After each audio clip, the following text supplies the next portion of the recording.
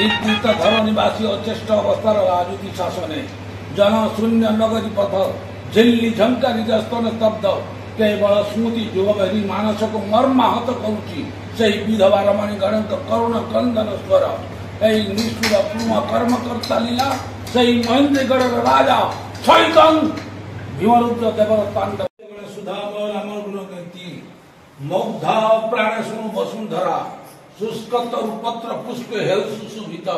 पाषाण तरणी जाऊ सुनि रामायण धन्य हेउ रामायण कर विचक्षण बुद्धि ता पक्षरे नाही से दैवी चक्रांत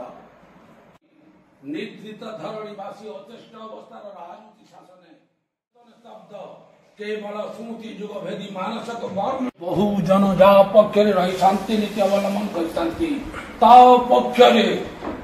पक्षरे नहीं से दैवी चक्रांत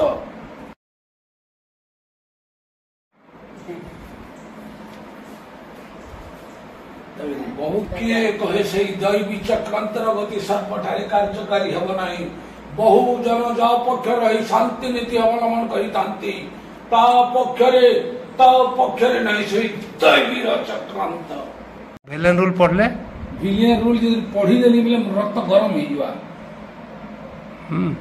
गरम हो जावा संगे संगे सोई थिले भी उठी पड़ी पछी